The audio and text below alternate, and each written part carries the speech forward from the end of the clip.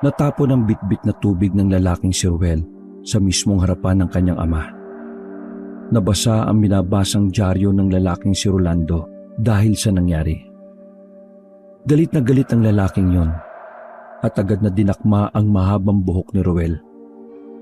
Sira ulo ka ba? Tingnan mo nga ginawa mo. Kabibili ko lang ng dyaryo na yun binasa mo. Sinampal ni Rolando ang anak. Sa lakas ng sampal ay napadikit si Ruel sa dingding.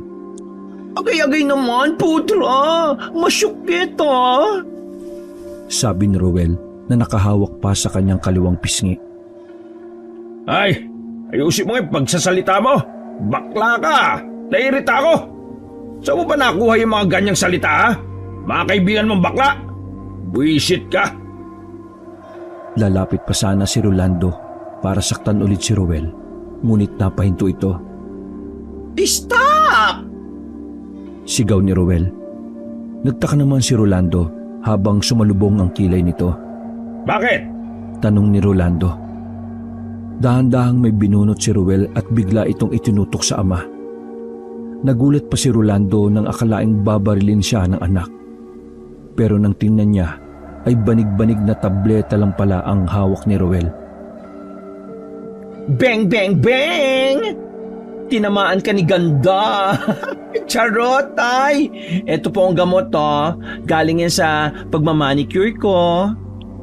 Inilapag ni Ruel ang mga gamot sa kanilang lumang lamesa. Sandali namang natameme ang kanyang ama. Hindi makapaniwala si Rolando na kahit madalas niyang pagbuhata ng binabaing anak, naiisip pa rin siya nitong tulungan pagdating sa kalusugan. Pudra, baka naman, inom-inom din ng med pag may time. Di bali nang masamed, basta wag ka lang ma-dead. Kumukumpas pa ang mga daliri ni Ruel sa hangin. Totoo? Binili mo ito? Tanong ni Rolando at isa-isang kinuha ang gamot. Ay hindi, ninakaw ko yan para mag-trending ang Junakis mo. Ano ka ba naman, Pudra? Siyempre binili ko yan, no? Para sa akin ba talaga ito? Ay, hindi. Para sa akin yan. Ganito na kasi ang uso, no? Kung sino ang walang sakit, siya ang iinom ng gamot. Ay nako, Diyos ko, Pudra. Kumukulot ang eyelashes ko sa'yo, For you talaga yan. Bumuntong hininga na lamang si Rolando. Nakaramdam siya ng konsensya sa kanyang katawan. Nahihiya siya sa anak dahil sa kanyang ginawang pananakit dito. Ikaw naman kasi hindi ka nag-iingat Binabasa ko pa yung dyaryo na kabibili ko lang. Ay sige na, sorry na kung nasaktan kita. Pasensya na kasi sinasaktan kita, anak Pero anak naman kasi, bakit ba ayaw mo na lang magpakalalaki? Kung magpapakalalaki ka, ikaw ang magmamana ng kakayahan ko bilang albularyo. Salbong pa ang kilay ni Rolando, ngunit noong mga sandaling yon ay kalmado na siya. Fafa, modern na ang panahon. No ako sa mga albularyo na yan. Kasi laos na. Gusto ko maging nurse, no? Ganon din naman, gumagamot din ako ng mga person na may sakit. Sabi ni Ruel. Mahal ang mag-nurse. Kung magiging albularyo ka, walang bayad. Ako pa mismo magtuturo sa'yo. Ay Papa, always remember, kahit dito sa Sorsogon ay probinsya, nurse pa rin ang gusto ng mga person. Ay nako, parang sinabi mo na walang kwenta ang mga albularyo. Naramdaman ni Ruel na tila nagiinit na naman ang ulo ng kanyang ama. Kaya bago pa ito sumiklab, mabilis na dinampot ni Ruel ang timba at saka lumabas ng bahay. Babush, Pudra! Hoy, tuyuin mo ito! Hinanap na lamang ni Ruel ang kanyang best friend noong gabing yon, si Aljun. Sakto namang nakasalubong niya ang lalaki. Sa malayo pa lang, ay ramdam ni Ruel na tila natataranta ang lalaki. Bagay na kanya ring namang ipinagtaka. Ruel, nasa bahay ba ninyo yung papa mo? Hingal na hingal ang lalaki. Ay si Pudre? Why? Tinatanong ko kung nasa bahay ba ninyo. Bakit ka magtatanong din? Inis na sabi ni Aljun. Nasa balar si Pudra. Pero ako ang secretary niya, no? Kaya sabihin mo muna sa akin kung ano ang ang tatay ko. Sinasapian ng aswang. OMG! Ay, tara na. Tawagin na natin si Pudra. Nagmamadaling tumakbo ang dalawa. Pagdating nila sa bahay ay naabutan nilang kakainom lang ng gamot ang lalaking si Rolando. Mang Rolando, si tatay, sinasapian ng aswang. Bigla na lang siyang naglaway eh. Tapos iba na yung boses niya. Bungad agad ni Aljun. Walang sabi-sabing kinuha ni Rolando ang kanyang bag na nakasabit sa pintuan. Pinuntahan agad nila ang tatay ni Aljun. Pagdating nila ay nakagapos si Mang Erning sa haligi. Tulad ng sinabi ni Aljun ay naglalaway ito. Nangingitim na ang ilalim ng mga mata at labi. Paring Erning, naririnig mo ba ako? Sinubukang kausapin ni Rolando ang kanyang kumpare. Ang kaso, iba na ang nasa katawan ng lalaki. Pudra, pwede palang makasapi ang mga aswang sa first son? Nagtatakang tanong naman ni Ruel. May mga espiritu din ng mga aswang kaya pwede. Ang pagkakaiba lang nila sa multo, mas biyasa ang mga aswang sa mga pagsanib. Napatango na lamang ang baklang si Ruel.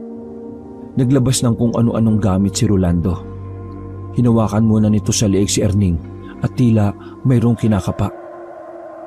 Mga ilang sandali lang, tinusok na ni Rolando ang leeg ng lalaki gamit ang mga daliri nito. Kitang-kita ni Ruel at Aljun na namimilipit sa sakit si Erning. Sumisigaw ito gamit ang pinaghalo-halong boses. Umalis ka sa katawan ng taong ito! Kasi kung hindi, papatayin kita ngayon din! Pagbabanta ni Rolando sa nakasaping aswang. Pakialamero ka talaga, Rolando! Sigaw ng aswang sa kanya.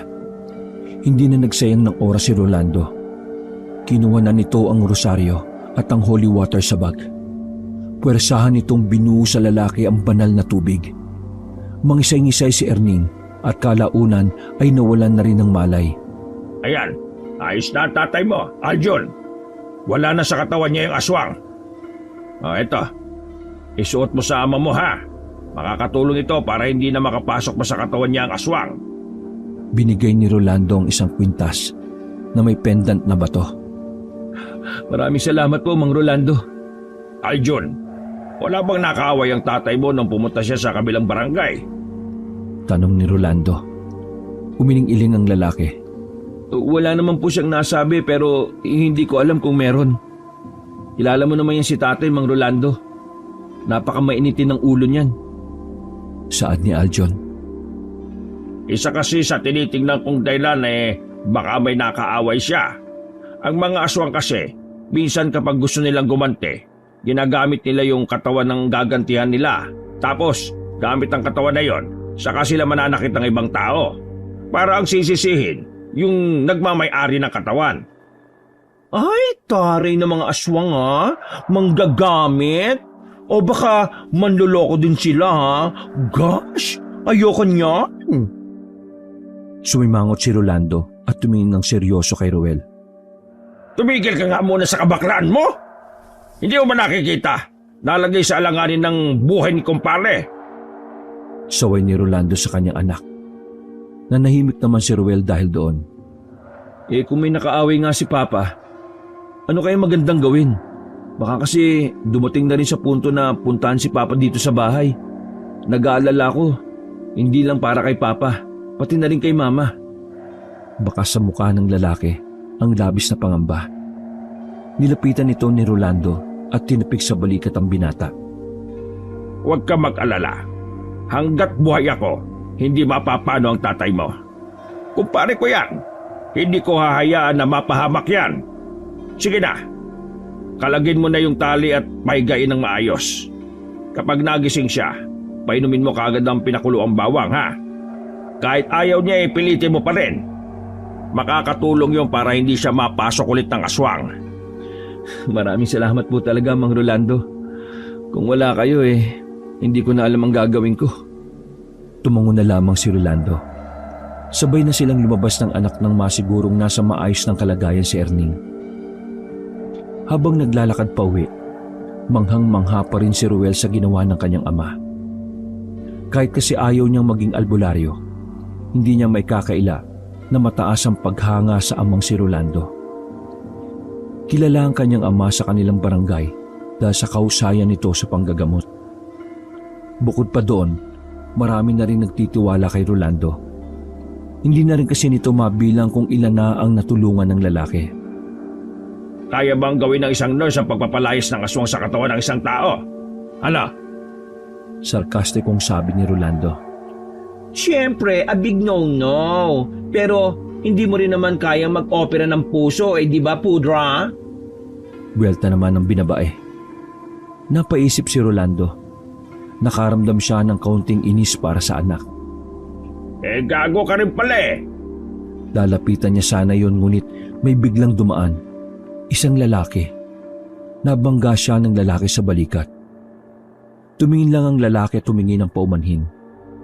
Hindi na lamang yung pinagtuunan ni Rolando dahil na kay Roel ang kanyang pansin. Ay, ikaw Roel, sinasabi ko sa iyo mag-albularyo ka na lang. Ikaw lang naman ang anak ko eh. Wala nang ibang magmamanan nito. Kaya nga habang buhay pa ako, tuturuan na kita. Yung lang naman ang dahilan kung bakit ako laging iritado sa iyo eh. Kanina lang napagtanto ko na kaya naman pala kitang tanggapin kahit bakla ka. Basta maging albularyo ka lang, ayos na ako. Saad ng lalaki. Ano? Albularyong Becky? Wow! Brand new yan, ha? Tila kinikilig at natatawa pa na sabi ni Roel. Nako, bahala ka na nga sa buhay mong bakla ka. Sana lapay ka ng aswang. Inis na wika ni Rolando at nauna na ring naglakad. Umirap na lamang si Roel, kasabay ng kanyang pagkending at pumipilamtik na daliri. Nag-iba ng direksyon si Roel. Sa halip na umuwi, ay pupunta na muna siya sa peryahan na malapit lang din sa kanila. Ilang minutong lakaran lang yon. Pagdating niya sa peryahan, ay kakaunti lang ang mga tao. Bumunot agad ng barya si Roel at pumesto siya sa mga naglalaro ng color game. Habang naglalaro siya, ay napansin niya na tila patagal lang nakatingin sa kanya ang isang lalaki. Pasimple lang niya yung sinusulyapan. Kung gwapong lalaking yun, baka isipin niya pang may gusto ito sa kanya. Ngunit malayo sa pagiging gwapong lalaking yun. Sa isip-isip ni Roel, mukhang hito ang lalaki. Habang tumatagal, ay nag-iiba na ang pakiramdam ni Roel. Sa palagay niya, hindi na normal ang pagtingin ng lalaki. Ang unang pumasok sa kanyang isip ay aswang ang lalaking yon. Alam din kasi niya na may mga gumagalang aswang sa kanilang lugar. Hindi na nakatiis si Roel. Sandali siyang huminto at pinagmasdan ng lalaki. Tila nagulat ang lalaki nang makita siyang nakatingin. Naglakad paalis ang lalaki. Sinundan agad ni Roel yon. Ay nako, kuya. Wait song lang, no? Sigaw ng binabae. Ngunit hindi lumingon sa kanya ang lalaki. Dali-daling tumakbo si Roel hanggang sa makaalis na sila sa peryahan. Patungo na sila sa liblib na daan. Papunta ng kabilang barangay ang daan na yon na kung saan maraming napapabalitang may mga aswang. Huminto ang lalaki. Lumingon ito at seryosong tumingin kay Roel. Diyos ko, Lo, pinapagod mo ang lola mo, ha? Hingal na sabi ni Roel. Nakahawak pa ito sa kanyang magkabilang tuhod. Bakit mo ako sinusundan? Tanong ng lalaki. Ikaw, bakit mo ako tinitingnan kanina sa peryahan? Bet mo ko, no? Hindi sumagot ang lalaki. Naglakad ito palapit sa kanya. Sa mga puntong yon, ay saka lamang nakaramdam ng takot si Roel. Parang nagsisisi na siya na sinundan niya yon. Oops! Don't ka lalapit! Don't! Sisigaw ako ng help! Tama nga. Ikaw ang anak ni Rolando. Ang swerte ko ngayon. Palay na ang lumalapit sa bigas. Ay, siyo nga! Palay, lalapit sa bigas? Siyo nga, palay ang lalapit sa chicken, no? Buwelta pa ni Roel. Baka sa kanyang muka ang kaba kahit na dinadaan na lamang niya yun sa daldal. Wala akong pake. Lalapay na kita rito. Walang ano-ano ay biglang nagbago ang itsura ng lalaki. Sabi ko na nga eh, tama ang lola mo. Monster ka! Malamyang tumakbo ang bakla ngunit sa kasamaang palad ay natalisod siya sa nakausling lubak. Diyos ko Lord, ang syukit! Sabi nito habang hawak ang kanyang paa. Pagtingin niya sa lalaki ay gumagapang na ito patungo sa kanya. Bumilis na lamang ang tibok ng kanyang puso. Pudra, help! Sigaw niya nang makitang kakaunting distansya na lang ay lulundag na sa kanya ang aswang. Ikalawang kabanata. Nilundagan ng aswang si Roel ngunit sa hindi inaasahang pagkakataon, lumayo rin kaagad ang aswang. Nagtataka ang lalaki kung ano ang meron kay Roel. Base sa itsura ng mukha nito, ay tila nasaktan ito sa ginawang pagdikit. Samantala, mabilis namang bumangon si Roel. Hindi na siya nagsayang ng pagkakataon. Tumakbo siya paalis at hindi na siya nagawang habulin pa ng aswang. Nang makalayo si Roel, ay saka lamang niya naisipang magpahinga. Ay, bonggang pagsabog ni Kuyang Tsaka. Aswangit pala ang loka. Kampante na ang kalooban ng bakla dahil nasa parte na siya ng daan na may mga tao na. Tinatanaw-tanaw niya pa ang pinanggalingan ngunit hindi na niya makita pa ang aswang. Dahil doon, nagpasya na lamang siya na umuwi ng kanilang bahay. Pagdating niya roon, ay nagtaka siya dahil hindi niya nakita ang ama sa bakuran. Karaniwan kasi na sa mga ganong oras ay naroon yon para magpahinga habang naninigarilyo. Borlog na ang Pudra, Kels. Goody na yon para walang ingay? Sabi ni Roel sa sarili. Pagpasok niya ng kanilang bahay, ay sinilip niya ang pinto ng kanyang ama. Nakabukas yun ng bahagya, kaya nasisipat niya si Rolando sa loob. Napakunot ang kanyang noo nang mapansin na nakahiga lang ang tatay niya. Pudra, kumain ka na ba? Tawag niya at nang itulak ang pinto ay bumungad sa kanyang ama na nanginginig. Pawis na pawis si Rolando. Kahit madalas siyang pagbuhatan ng albularyong ama, ay agad na umiral ang kanyang pagiging anak. Nilapitan niya ang lalaki. Hinawakan ng noon nito. Ayos ka lang ba, Pudra? Wala ka naman lagnat, pero huwag ka nanginginig. Pinapawisan ka rin, Pudra, oh. Ano ba nangyayari sa iyo? Nag-aalala niyang tanong. Dahan-dahang dumilat ang lalaki at tumingin sa kanya. Roel, kunin mo yung nasa bag ko. Yung nasa botelya na walang pangalan. Bilis! Mahina at uutal-utal na sabi ni Rolando sa anak. Ay sige, Gora. Kinalkal ng bakla ang bag ng kanyang ama. Kalaunan ay nakita niya ang botelya at dali-daling binigay yon kay Rolando. Agad na ininom ng lalaki ang laman ng botelya. Huminga ito ng malalim at saka muling pumikit. Naku, Pudra. Huwag kang madeded-madela, ha? Diyos ko. Punyeta, ano ba? Pumikit lang ako eh. Inis na sabi ni Rolando dahil sa pag-aalog sa kanya ng anak. Akala ko naman kasi. Ito naman, oh. Roel, may kailangan akong sabihin sa iyo. Taray, si Pudra mukhang may papamana. Nalason ako! Ha? Nalason? Ano? Napatigil si Roel. Sa hindi malamang dahilan ay muling dumaloy ang kaba sa kanyang kalooban. Mas kinakabahan pa siya sa sinabi ni Rolando kumpara sa pag-atake sa kanya ng aswang. Nalason ako, anak. Itong iniinom ko, pampawala lang ito ng hilo. Pero yung lason sa katawan ko, hindi yon mawawala. Saad ni Rolando. Umuubo-ubo pa ito matapos magsalita. Pudra naman, ano bang nangyayari sa iyo? Naglaklak ka ba ng poisonous drink? Sumilay na ang malungkot at nababahalang itsura ni Roel. Naiisip niya palang na mamamatay na ang kanyang ama ay hindi na niya kakayanin. Hindi niya alam kung kaya niyang mabuhay mag-isa. Naalala mo ba kanina yung lalaking bumangga sa akin? May lason siyang dala na madali niyang nailagay sa katawan ko. Sinadya niya akong banggain para lasunin lang ako. Saad pa ni Rolando. Ay, imbyen na naman si Pudra. Ano ka ba naman kasi? Knows mo na babanggain ka niya kaya dapat make some ilag? Eh paano yan? Ano na mangyayari? Madeded-madela ka na talaga. Pudra, gamutin mo kaya ang sarili mo. Ngumiti lang ang lalaki. Umiling ito at makahulugan na tumingin sa anak.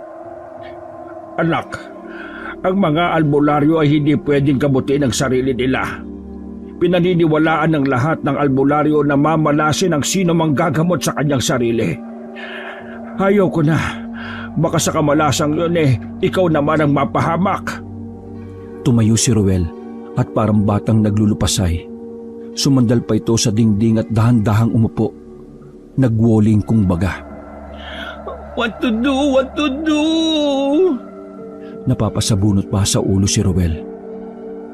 Roel, anak, ang mga ganitong sitwasyon ay hindi kayang gamutin ng mga nurse. Maniwala ka. Kaya wag mo nang tangkain pang dalhin ako sa ospital. Ayaw kong magalaw ang mga ipon natin dahil nakalaan yun sa pag-aaral mo sa kolehiyo. Sabi ni Rolando. Eh ano nga gagawin ko, Pudra? Kahit siguro mag-manicure ako maghapon, di ako makakahanap ng gamot para sa iyo. Hayaan mo na lang ako. Hintayin na lang natin ang oras ko. Mapungay mga mata ni Rolando. Naiilang nang tingnan niyo ni Ruel. Dahil kapag nakikita nito ang mata ng ama, ay lalo lang siyang naaawa. No way, Pudra. Gagawa akis ng paraan para ma-save ka. Don't ka maded-madela, promise. Mabubuhay ka, Pudra. Umiling na lamang si Rolando. Hindi na nito kinontra pa ang anak dahil inaantok na rin siya. Samantala, muling lumabas si Ruel. Hindi siya mapakali, kaya kahit may problema pa si Aljun ay pinuntahan niya ito. Nagigib ng tubig si Aljun sa kanilang bakuran nang abutan ito ng baklang si Ruel. Oh, Ruel, ano nangyari? Bakit ka umiiyak? Tanong ni Aljun.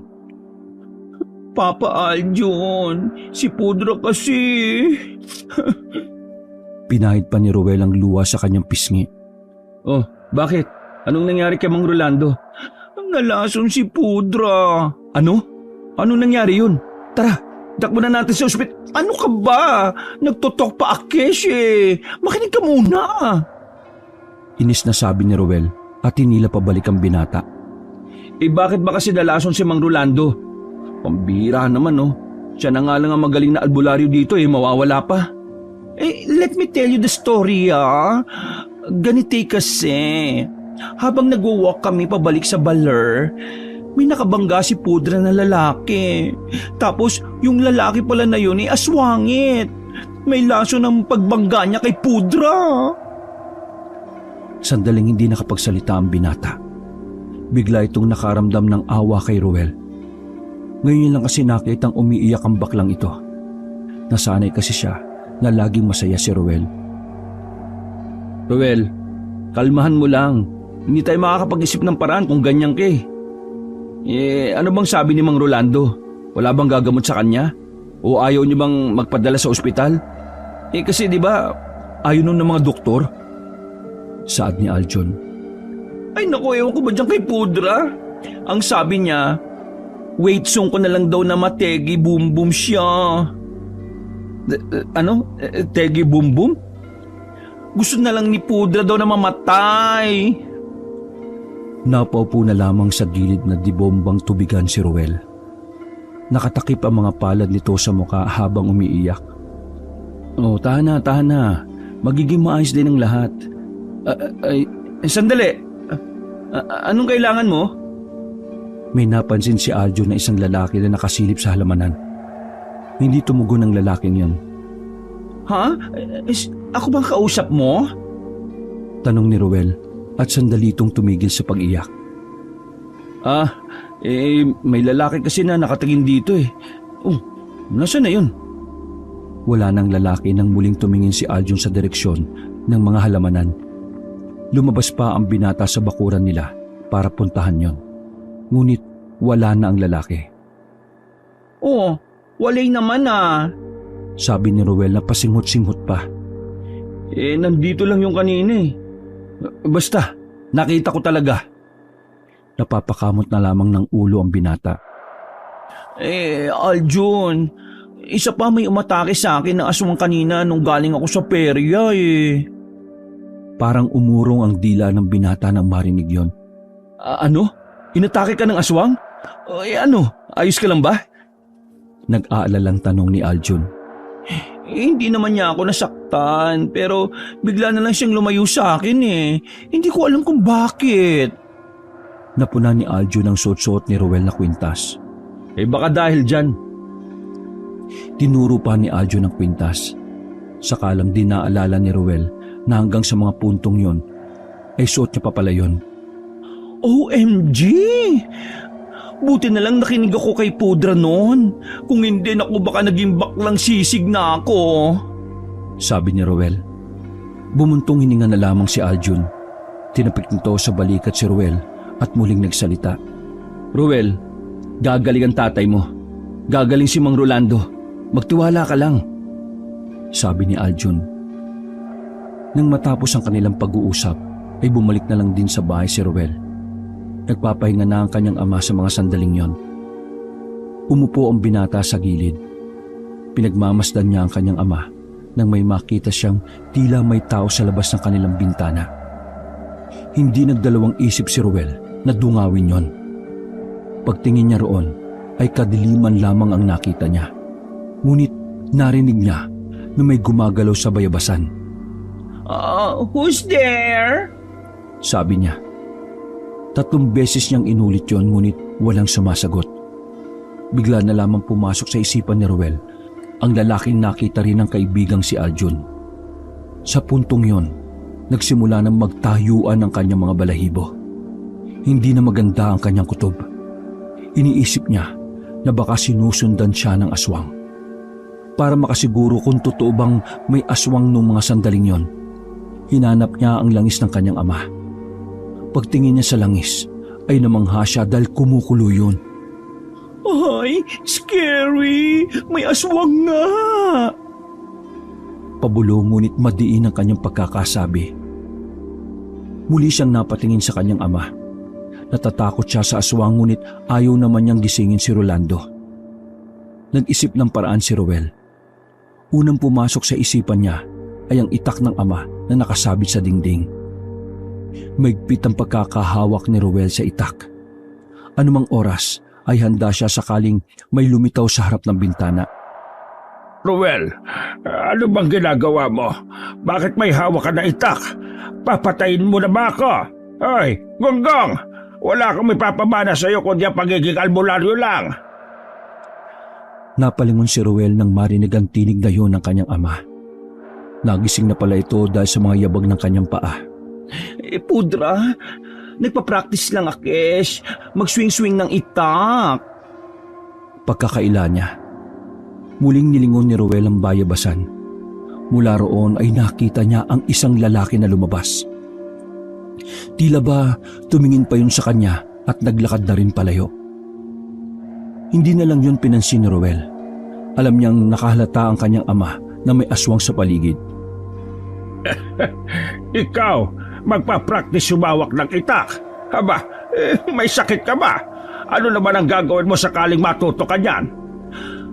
Ano pa ba, Pudra? Di magsisibak ng wood mala Robin Hood. Piloso po niyang sagot. Gago ka rin talaga bakla ka no? Mamamatay na lang ako't lahat-lahat. Sira ulo ka rin kausap pa rin. Pasalamat ka, hindi ako makabangon dito. Ay, thank you, Pudra. Mwah, mwah, mwah. Nag-flying kiss pa ang bakla sa kanyang ama. Tila nandiri naman si Rolando doon. Kahit dumadaldal pa ang kanyang ama, ay iniwan na muna niya ito. Matapang siyang lumabas, dala ang itak at langis. Pero pagtingin ni Ruel sa langis, ay hindi na yung kumukulo.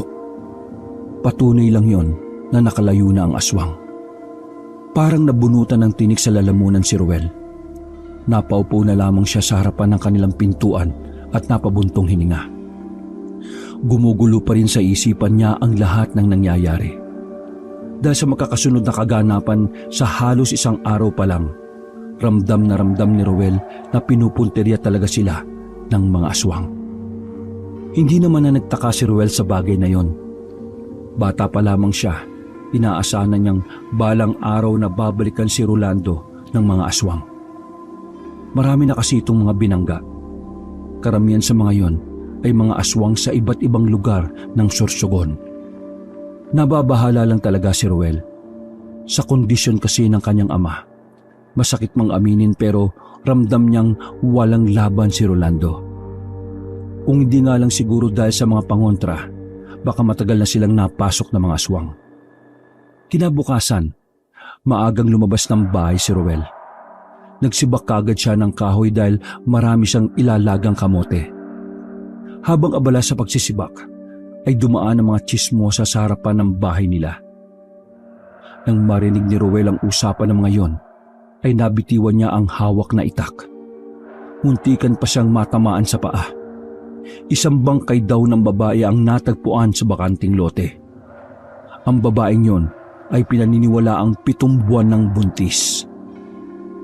Agad na nanginig sa takot ang binabae. Tagaktak bigla ang pawis niya mula sa kanyang ulo. Nagiging tamang hinala na siya noong mga sandaling yon. Dahil ang pakiramdam niya, sila na ang isusunod na papatayin. Naging usap-usapan sa lugar nila ang babaeng pinatay di umano ng aswang. Samot-saring haka-haka ang kumakalat. Alam ni Ruel na malaki ang posibilidad na aswang nga ang may kagagawan nun. Maging siya kasi ay personal na naranasan na meron nga talagang aswang sa kanilang barangay. Abala lamang si Ruel sa kanilang bakuran nang puntahan siya ng lalaking si Aljun. May daladala itong mga prutas na mukhang bagong pitas pa. Pinapasok ni Ruel ang kaibigan at inabot ang mga dala nito. "Kumusta na si Mang Rolando?" Bungad na tanong ni Aljun. Bumuntong hininga na muna si Ruel. Nalulungkot siya kapag naaalala ang kalagayan ng kanyang ama. Ayun, ganun pa rin. Sabi ni Pudra, wala na raw lunas ang laso na yon. Waiting na lang akish mategi siya. Sagot ng baklang si Ruel. "Huwag kang mag-alala. Naghanap na rin ako ng albularyo na gagamot sa kanya." Ngumiti na lamang si Aljun sa kanya. Nginitian na lang din niya ang lalaki. Kung hindi nga lang ito kaibigang si Aljun, marahil ay matagal na siyang nakagusto rito. Pero hindi, walang talo-talo sa pagkakaibigan nila. Maraming thank you Pero no mo naman na obligasyon si Pudra. Shy type na nga ako sa iyo eh.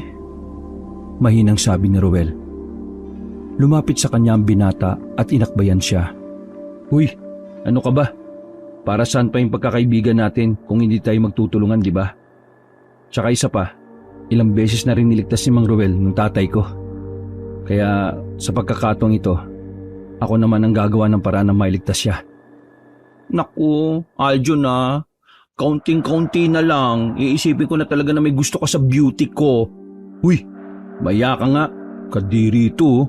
Ouch! Pagdaing ng bakla nang itulak siya ni Aljun. "Oy Ruel, siguro naman alam mo na yung nangyayari ngayon, di ba? Yung tungkol dun sa babaeng pinatay daw ng aswang?" Ay, oo, knows ko yan. Scary nga eh.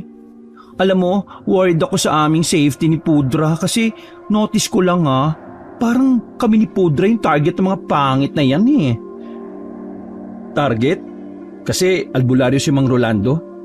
Tumpak, Papa Aljun. Mad na mga pangit na aswang kay Pudra. Kasi di ba maraming natutulungan si Pudra Kels dito sa atin. Balak nilang madedo ang Father Earth para wala nang sagabal sa kanilang goal. Wika ni Ruel na mararamdaman ng lungkot at takot sa kanyang tinig. Kung ganun mas mainam siguro na umalis na kayo sa lugar na ito. Delikado pala kayo rito. But Papa don't want to leave Ayaw niyang iwan ng baler namin dito. Tsaka sabi niya, konti na lang daw naman ang life niya here sa mundong ibabaw. Kaya oks na oks sa kanya na madedo na lang. O diba, baliwang Pudra ko? Paliwanag naman ni Ruel. Hayaan mo na lang. Ganyan siguro talaga kapag natanda na. Pagkatapos ng pag-uusap na yon, ay pinagtuunan na lamang muna nila si Rolando. Narinig kasi nilang dumadaing sa sakit ang albularyo. Dali-dali naman agad nilang inasikaso yon. Ruel, malapit na ang oras ko. Gusto ko bago ako mawala, manahin mo ang pagiging albularyo ko. Labanan mo ang mga aswang. Kailangan ka ng barangay natin. Mapait ang ngiti ni Rolando sa mga pagkakataon na yon. Pudra Kels naman Ayaw ko nga mag-albularyo. Gusto ko mag-nurse. Sabi ni Ruel na napapakamot pa sa kanyang ulo. Anak, minsan, kailangan mong isuko ang sarili mong pangarap para sa mas nakararami. Anak, hindi na ito tungkol sa mga sarili natin. Tungkol na ito sa lahat. Lalo pat ngayon, nagpaparamdam na ang mga aswang. Alam na siguro nila na walang pipigil sa kanila dahil nakaratay ako rito. Umubo pa si Rolando. Ruel, baka siguro tama yung tatay mo eh. Kasi sabi din ng papa ko, nung pa talaga gustong sakupin ng mga aswang ang barangay natin. Ibig sabihin, matagal na tayo nasa panganib. Gatong pa ni Aljon. Sandaling nanahimik si Ruel sa mga pagkakataong yon. Hindi niya alam ang sasabihin. Nalilito siya kung tatanggapin ba niya ang sinasabi ni Rolando. Gayong matagal na rin naman niyang gusto na maging nurse sa bayan. Alam mo Ruel, kung ako lang ang anak ni Mang Rolando, hindi ako magdadalawang isip eh.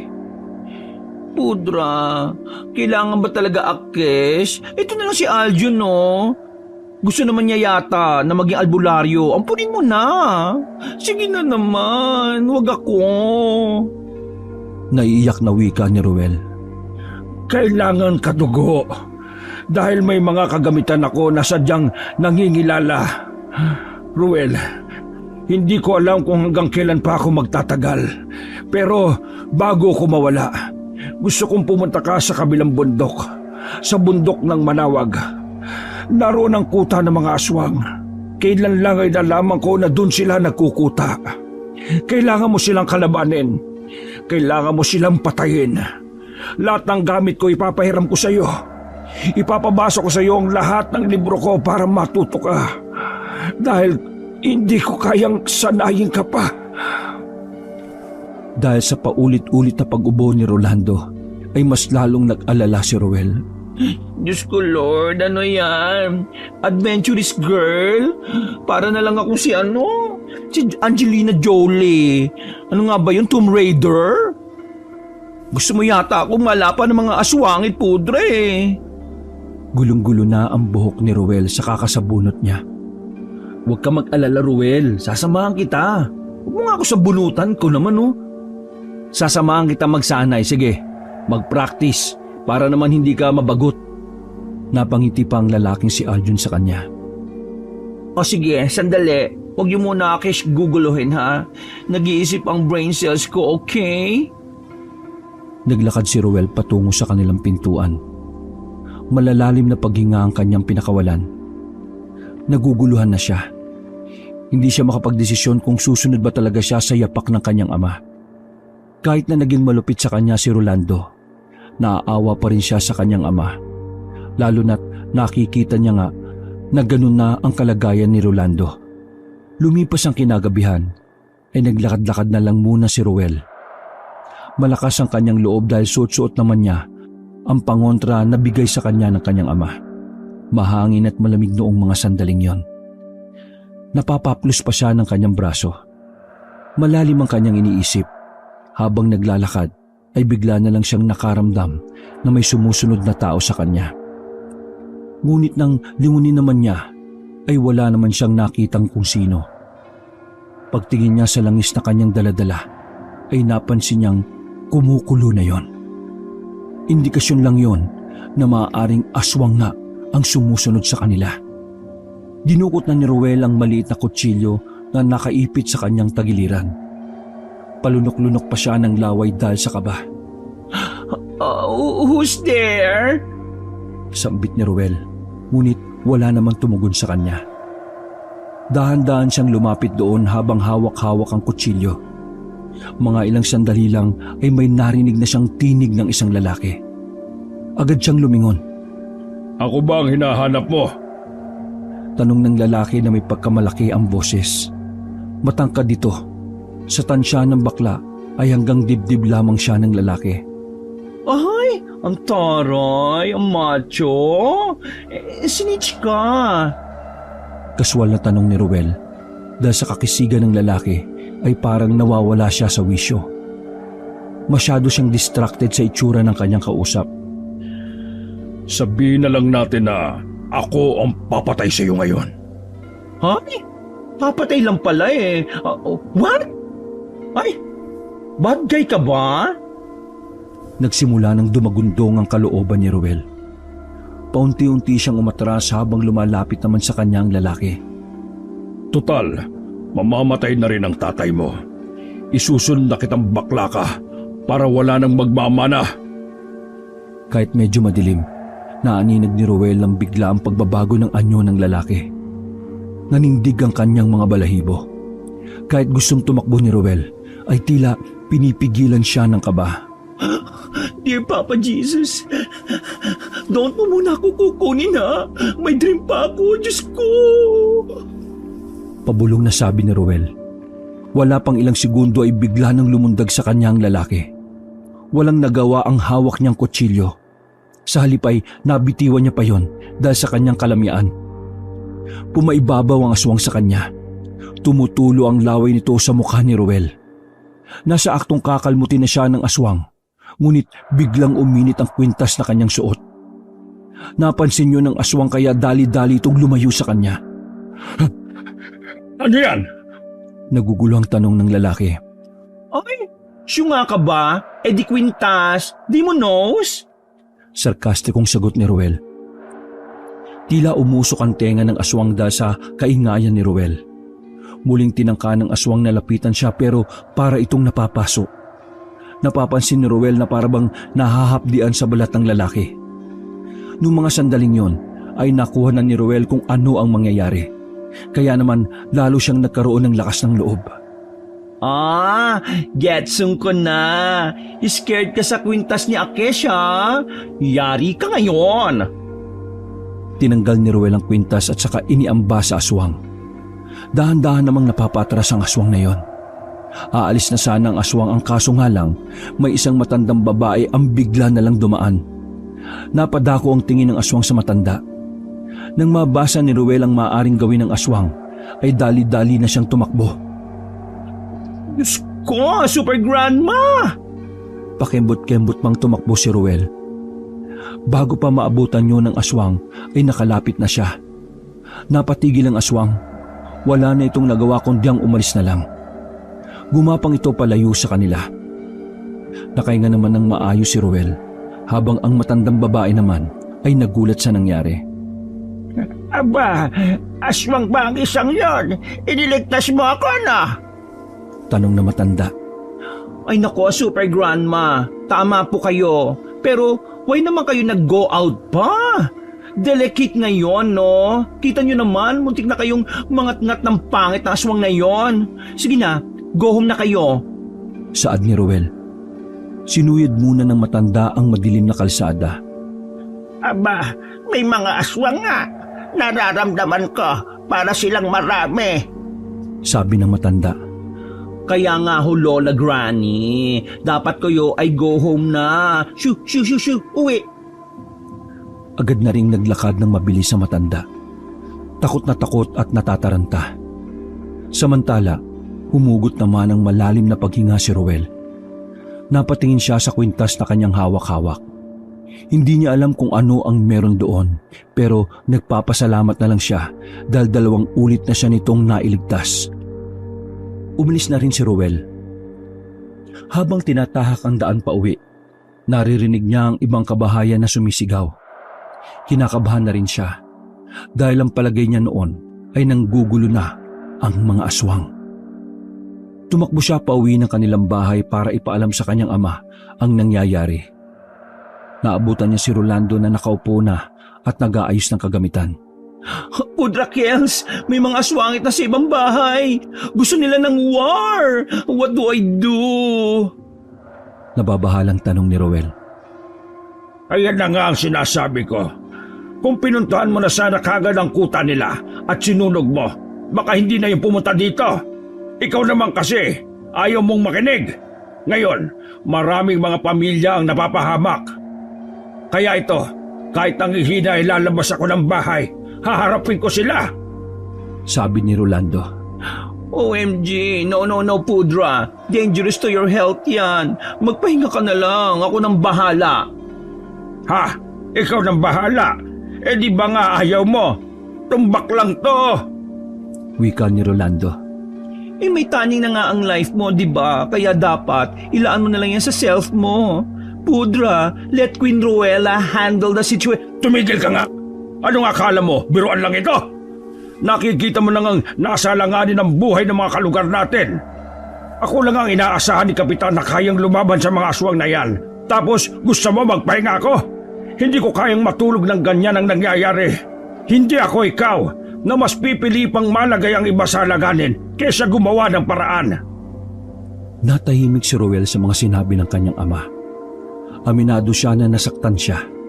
Pero tulad nga ng sinabi ni Aljun sa kanya, pipilitin na lamang niyang intindihin ang lalaki. Pudra, serious mode na ang bakla ngayon. Gusto ko makahelp sa'yo. Ayaw na kitang ma-stress ng bonggang-bongga sa problemang ito. Let me do this. Eh paano mo gagawin yan, Aber?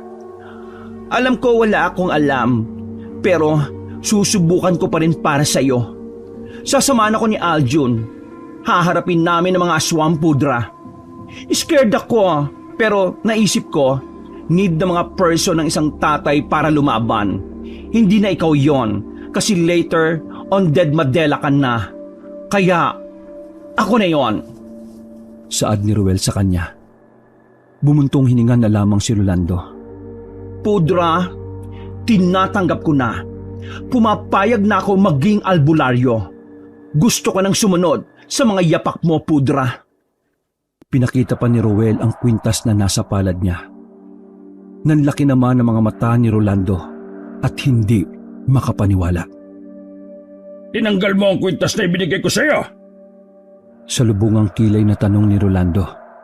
Yes, Pader. Ito kaya ang nagligtas sa akin sa mga aswang na how many times nang nag-attack sa beauty ko. Tila proud pa na sabi ni Roel. Lumapit pa sa kanyang ama at bigla na lang siyang binatukan ng malakas. Muntikang pang masubsob ang binabae. Mabuti na lang ay nakahawak siya sa lamesa. Aray, masyukit, Pudra. Para saan ba yorn? Nakahawak pa sa likuran ng ulo si Roel. Kahit kailan talaga, hindi ka nag-iisip bakla ka eh. Bakit mo tinanggal ang kwintas? Wala nang bisa yan sa oras na alisin mo sa katawan mo. Di ba matagal ko na sinasabi sa'yo na kapag sinuot mo yan, hindi mo na yan pwedeng alisin pa? Inutil ka talaga! Munti ka nang masampal ni Rolando ang anak. Buti na lang ay mabilis na nakadistansya si Roel. Oo, Pader. Di ba may taning ka na? Bawal manakit. Tsaka in fairness, kakaiba ang lason sa katawan mo, ha? Nagmumuni-muni yarn? Napaupo na lamang si Rolando sa gilid. Parang sumakit ang ulo nito sa ginawa ni Roel. Hindi ka na nga talaga pwedeng maging albularyo. Bukod sa lalamya-lamya ka, ang tanga-tanga mo rin. Padabog na kinuha ni Rolando ang mga gamit sa gilid ng papag. Oo, Pudra. Saan ka pupunta? Don't tell me gusto mo magpakabayani. Tila biglang lumakas si Rolando. Nagawa pa nitong hilahin ng malaking baul sa ilalim. Ako na ang lalaban sa mga aswang. Wala naman akong aasahan sa'yo eh. Babakla-bakla ka kasi. Kinuha ni Rolando ang iba pa niyang mga armas. Gaya na lang ng pana, sumpak, tirador at latigo. Pero dapat magpahinga ka na lang, Pudra Kels. Di ba may taning na nga yung life mo? Sabi na lang ni Roel. Wala akong taning. Nagpapanggap lang ako para mapilitan ka maging albularyo katulad ko. Kaso sa nakita ko, mukhang mas malalagay sa alanganin ng mga tao kapag ikaw na ang albularyo. Kaya, wag na lang. Ikinabigla ni Rowel ang kanyang narinig. Nawala ang pagiging maharot niya at unti-unti itong napalitan ng inis. Grabe ka naman pa. Akala ko mawawala ka na. Hindi mo ba alam na nag-alala ko sa'yo? Iyak ako ng iyak kay Aljun kasi hindi ko kaya na mawala ka. Totoo lahat ang pag-aalala ko. Tapos niloloko mo lang pala ako? Para saan? Para pilitin akong gawin yung bagay na ikaw lang ang may gusto? Grabe ka naman pa. Hindi ako robot, no? Alam mo pa, kaya ko naman tulungan ka eh. Sa katunayan, handa na nga akong sundan ng yapak mo. Kahit babakla-bakla ako. Handa akong kalimutan ang pangarap ko para sa'yo. Tapos ganito lang pala ang gagawin mo? Basura lang ang tingin mo sa akin? Kasi isa akong bakla? Ikinabigla ni Rolando ang sinabi ni Rowel. Sa puntong yung kasi, ay boses lalaki na yon. Wala nang bahid ng kahit kaunting kabaklaan. Bukod pa doon, tila sinampal ng katotohanan si Rolando. Hindi niya inaasahan na ganito ang sasabihin sa kanya ng kanyang anak. Sige, lumabas ka at makipagpatayan ka sa mga aswang. Hindi kita pipigilan. Trip mo yan, di ba? Go! Todo mo na yan. Naglakad na palabas ng pinto si Rowel. Ngunit hindi pa man siya nakakalayo. Bigla nang may lumitaw na kulay itim na aso. Matangkad ito. Hanggang bewang niya yata ang taas. Tila muling sumanib sa katawan ni Rowel ang isang kabaklaan nang tumili ito ng malakas. Naalarma naman ng lalaking si Rolando at dali-dali itong pumunta sa labas. Pudra! May mad dog here! Ginajito! Laway na laway pa! Nanginginig pang sabi ni Rowel. Inila siya ng kanyang ama. Humarang si Rolando at hinarap ang aso. Ang lalakas ng loob nyo na pumunta sa balwarte ko, ha? Mga ugok, wala akong sakit. Hindi pa ako mamamatay. Fake news ang lahat. Mula sa tagiliran ay hinugot ni Rolando ang latigo. Agad nitong hinagupit ng latigo ang aso na tila gutom na gutom. Tinamaan ang aso sa katawan na naging dahilan para mangisay-ngisay ito. Pudra, Diyos ko! Tili ng tili si Rowel habang nasa gilid. Manahimik ka na. Ang sakit na ng tenga ko sa boses mo. Pudra! Sa harap mo! Sigaw ni Rowel nang makitang nakatayo na agad ang aso. Wala nang pagkakataong makailag si Rolando. Pero sa kabutihang palad, biglang dumating si Aljun at ang ama nitong si Erning. Tinira nila ng palaso ang aso. Nang bumagsak na yon, ay dali-daling hinagisan ni Erning ng lighter ang aso para sunugin. Aljon, Erning, ayos ka ba? Nagtatakang tanong ni Rolando. Kita sa mukha nito ang pagkabigla at pagkamangha. Ayos lang ako, pare. Lang yung mga aswang na yan, pumunta pa pala rito. Gigil na gigil ako sa mga yan eh. Ngayong gabi, gaganti ako. Naninigas pa ang mga panga ni Erning habang nagsasalita. Aljun, alam mo rin na walang taning si Papa? Singit ni Rowel. Nahihiya namang tumingin sa kanyang lalaki. Kasi, basta, sa susunod na lang ako magpapaliwanag. Wala na tayong oras. Pupunta na kasi ng mga aswang ang iba ninyong mga kamag-anak. Kaya, kayo ang puntiryan nila. Lahat ng kadugo ninyo, uubusin tapos kayo na ang susunod. Saad ni Aljun. Mga walang iyang aswang yan. Tara na! Nauna nang tumakbo si Rolando palabas ng bakuran. Sumunod naman ang mag-amang Aljun at Erning.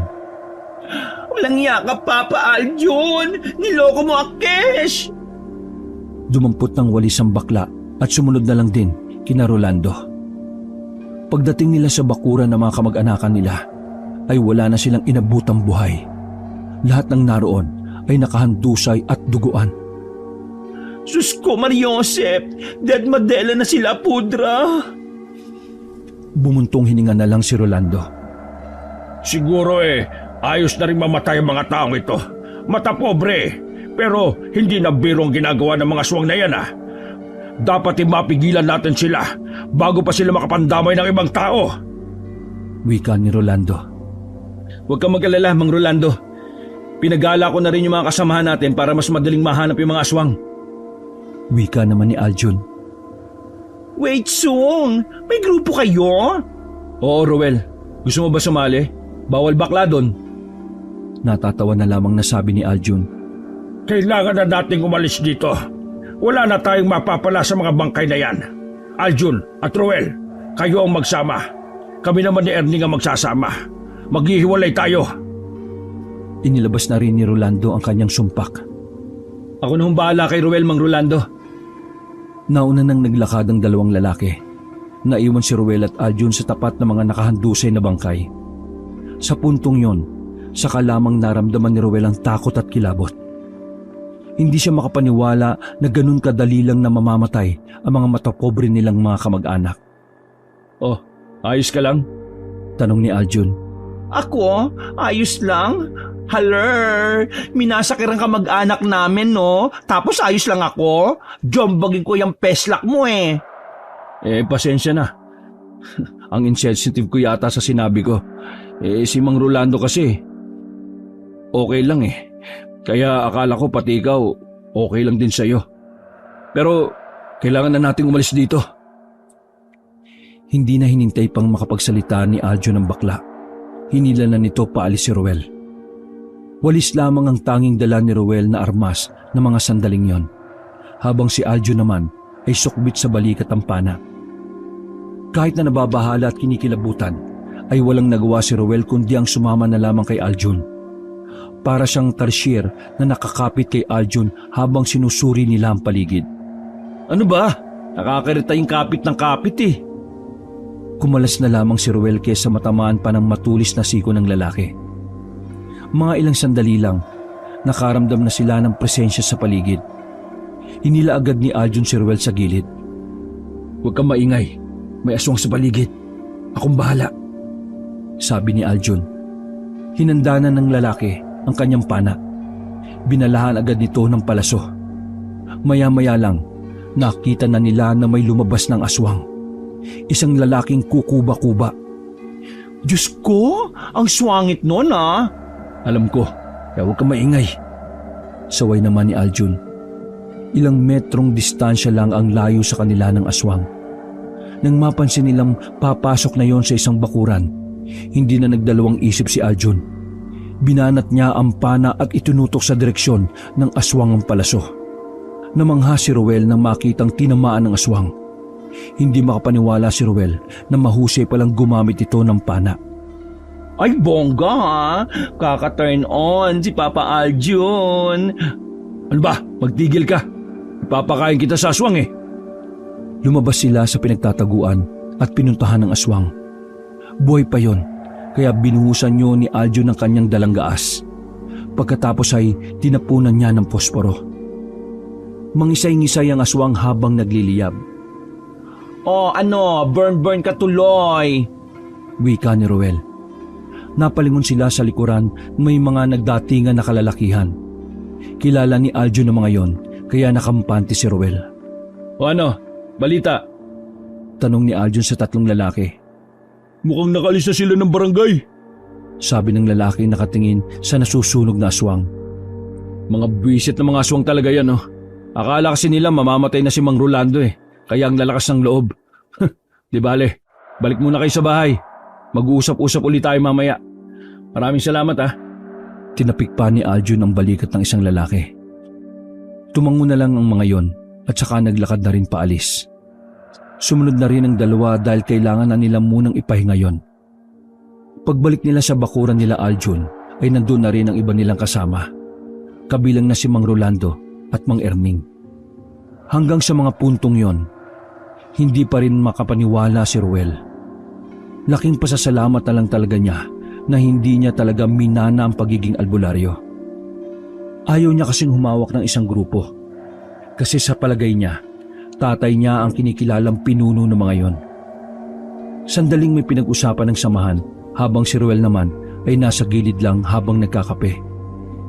Maya-maya lang, nilapitan siya ng kanyang ama. Roel, bumalik ka nga sa bahay. Kunin mo yung nakatagong alak sa ilalim ng papag ko, sabi ni Rolando. Ito naman si Pudrakels kung kailan ako nagko-coffee, saka naman ito utos ng utos. Pagrereklamo ng baklang si Roel. Hinaan mo ang boses mo.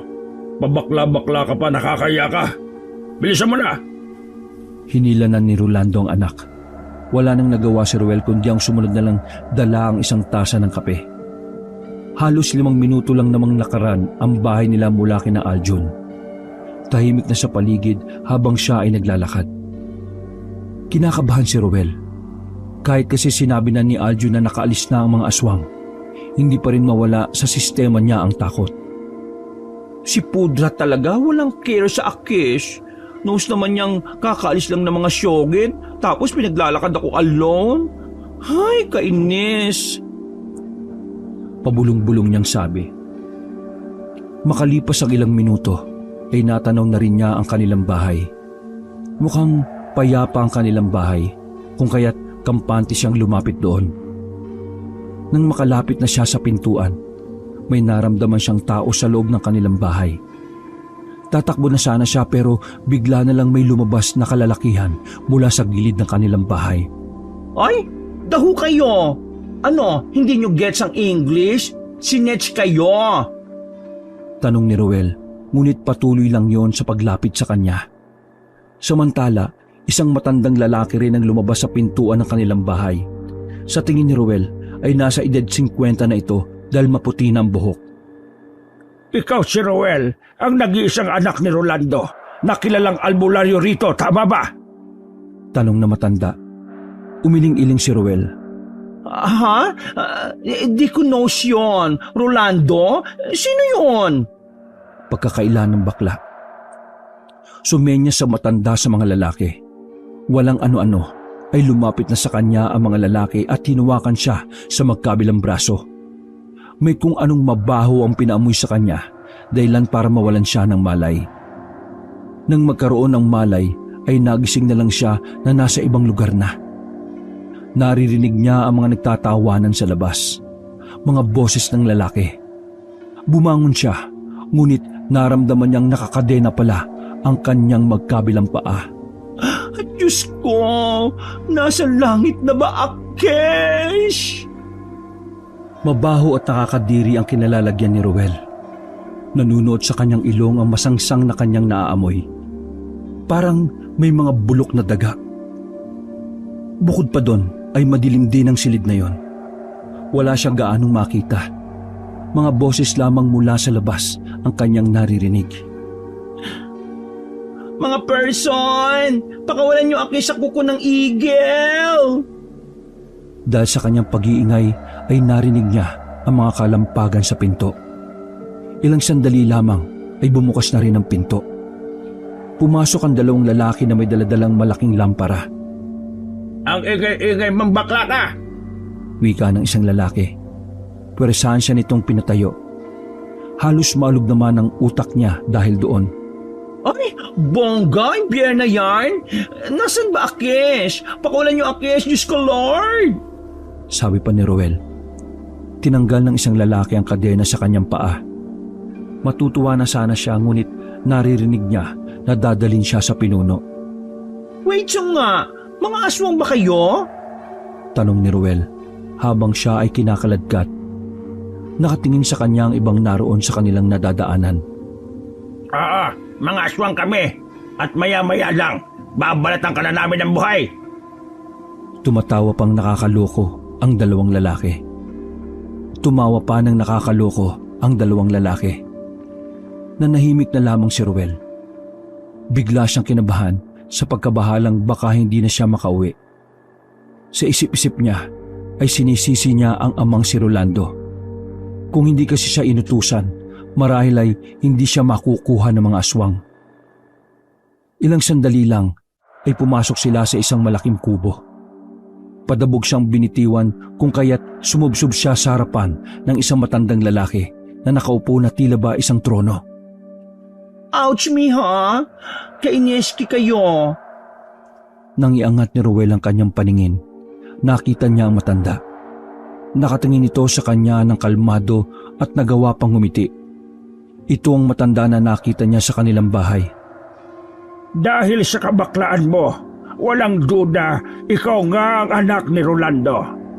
Ang magiting na albularyo na maraming taon ng problema ng angkan namin. Wika ng matanda. Ay, bongga si Lolo. May short biography. Agoy!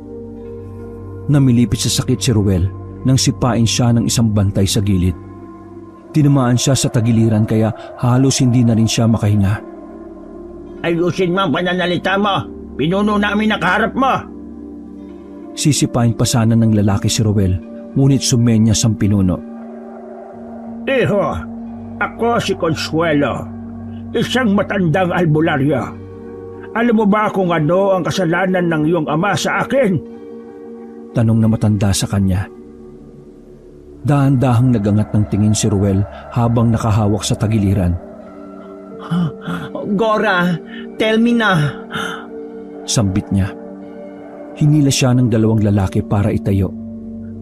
Ang tatay mo lang naman ang pumatay sa anak ko. Ilang taon na ang nakalilipas. Kaya ngayon ay nandito ka. Siguro naman ay alam mo na kung bakit.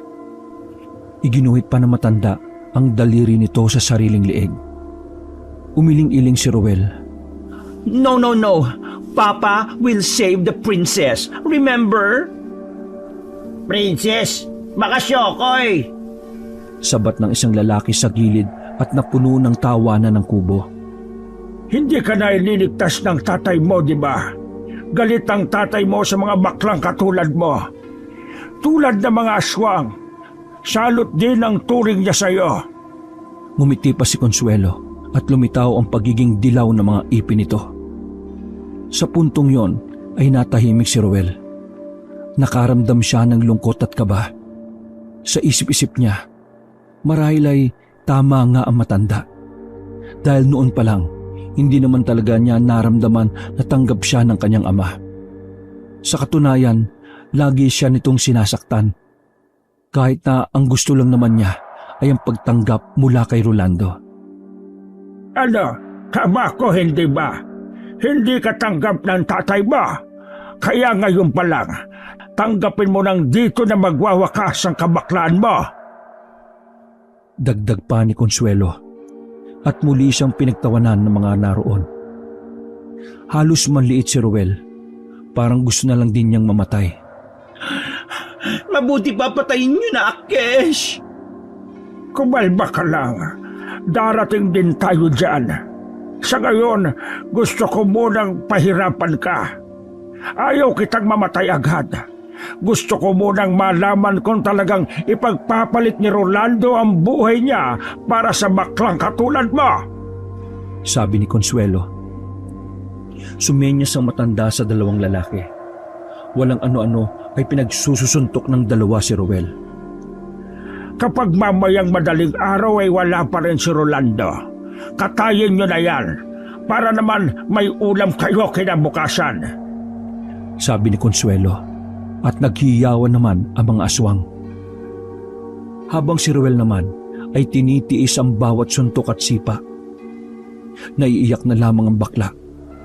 Unti-unti na niyang tinatanggap na hanggang doon na lamang ang kapalaran niya. Makalipas ang halos ilang minutong pambubugbog, inakay na rin siya ng dalawa at binalik sa mabahong silid. Mabuti na lang at may lampara na naiwan kaya kahit papaano ay maliwanag sa silid. Pinilit ni Ruel na makatayo. Napangiti siya dahil malakas-lakas pa ang kanyang tuhod kahit na masakit ang buo niyang katawan. Sa apat na sulok ng mabahong kwarto na yon ay nag-isip ng malalim si Ruel. Kapag naaalala niya ang pangarap na maging nurse, ay nagkakaroon siya ng pag-asa sa buhay. Bagay na nakatulong para maging positibo siya sa mga sandaling yon. Kailangan kong makalet go sa kulungan na ite. Pero how? Napasandal na lamang si Ruel sa gilid at napaupo. Hindi na niya naramdaman na unti-unti na pala siyang nakakatulog. Nagising na lang siya nang bigla na naman siyang hilahin ng dalawang lalaki palabas. Narinig niya na madaling araw na at oras na para katayin siya. Ang ibig sabihin lang nun, hindi siya pinuntahan ng kanyang ama. Natatawa na lamang si Ruel. Naisip niya na marahil totoo nga ang sinabi ni Consuelo, na tulad ng mga aswang, salot ding may tuturing ang baklang katulad niya para sa kanyang ama. dinala siya sa gitna ng malawak na bakuran. Inihiga siya ng 2 lalaki sa mahabang lamesa na may mga dugo-dugo pa. Hindi na siya pumalag. Sa isip-isip niya, bakit pa siya papalag kung mamamatay rin naman? Itinali siya sa lamesa. Napapalibutan siya ng mga aswang na sabik ng kainin siya. Mga ilang sandali lang, dumating na rin si Consuelo. Pumwesto ang matanda sa hindi kalayuan sa kanya. Mga kasama, maraming salamat sa paghihintay hanggang sa oras na ito.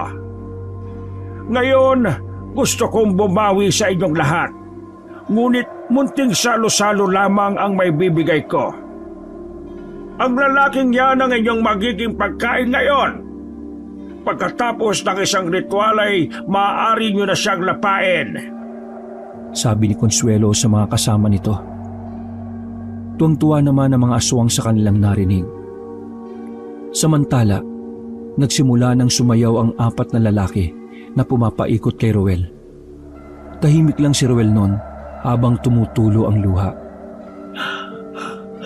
Ay, endgame na ang bruhang Ruela. Sambit na lamang niya sa sarili. Pagkatapos ng ritual, sumenyas na si Consuelo sa mga kasamahan niya. Nasa aktong lalapit na ang mga aswang kay Roel nang biglang umulan ng palaso na may mga apoy sa dulo. Maraming aswang agad ang tinamaan. Nataranta sila at nagkanya-kanya ng takbo at tago. Habang si Roel naman ay nagtataka. Pagdilat niya ng kanyang mga mata ay una niyang nakita ang mukha ng kanyang ama. Habang si Aljo naman ang nagtatanggal ng pagkakatali sa kanya. Naku, Pudra Kels, you save your princess. Love na love mo talaga, Akish, no? Niyakap ni Roel ang kanyang ama. Ano ba naman mamaya na yan? Nasa labanan tayo. Baklang to talaga. Uy, si Pudra, ayaw aminin na love niya ang princess niya. Dadagukan ko yung mukha mo kapag hindi ka tumigil. Sabi pa ni Rolando at inambahan ng sampalang bakla. Ngunit napatigil ito nang makita ang mga pasa ni Roel sa katawan. Napansin ni Roel na nagsarado ang kamao ng kanyang ama. Hindi man aminin ni Rolando, halatang halata ang pag-aalala nito sa anak. Mga kasama, wala kayong ititirang kahit na isa. Matanda man, babae o bata. Basta aswang ay ubusin natin. Sigaw ni Rolando sa mga kasama niya. Nagulat si Roel dahil ang daming dala na tao ni Rolando. Dito niya napatunayan na talagang pinuno ang kanyang ama ng isang samahan. Roel, sige na, sa akin ka na sumama. Sabi ni Aljon sa kanya nang hilahin siya. Ay, namiss kita, Papa Aljon. Manahimik ka nga muna. Intindihin mo yung gulong nangyayari. Inabot ni Aljon ng isang itak kay Roel. Ay, katipunera ang peg. Halika na, tara na! Walang pagdadalawang isip na nilabanan nila ang mga aswang. Nagkanda labo-labo na. Kung sino-sinong aswang na lang ang hinahagupit ni Roel. Pero wala naman siyang tinatamaan kahit ni isa. Nasa likod lang din niya si Aljon at hindi siya lumalayo. Bukod kasi sa wala naman siyang alam sa pakikipaglaban, mabagal pa siyang kumilos dahil sa mga bugbog. Mga kasama, wala tayong patatawarin! Sigaw ni Rolando. Ay, Teray, angry person ni Pudra. Sobrang nag-alala sa iyo yan nang hindi ka na bumalik. Kaya naisip namin na baka nakuha ka na ng mga aswang. Wika ni Aljon habang nakatingin sa ibang direksyon. Nakaramdam ng tuwa si Roel. Ang tuwa na yon ay ang nagbigay sa kanya ng lakas ng loob para lumaban. Nagulat na lang si Aljon nang makitang lumulusob mag-isa si Roel. Pinagtatataga nito ang mga nakahandusay na aswang na buhay pa rin. Mga monster! Kayo ang salot at hindi ang mga sangkabaklaan! Wala nang pakialam si Roel kung magtalsika ng mga dugo sa kanya. Gigil na gigil siya sa mga sandaling yon. Makalipas ang ilang minuto, napulbos na rin nila ang mga aswang. Tanging si Consuelo na lang ang nawawala. Nang idako ni Roel ang kanyang tingin sa ama, Napansin niyang palapit na pala si Consuelo rito. Galing ito sa itaas ng puno. Lumundag yun kay Rolando. Mabilis naman tumakbo si Ruel patungo sa ama. Nasagip niya ang ama at dalawa silang sumubsob. Samantala, natamaan naman ni Aljo ng palaso si Consuelo na dahilan para bumagsak ito. Nawalan ng malay si Ruel. Hindi alam ni Rolando ang nangyari pero labis itong kinabahan.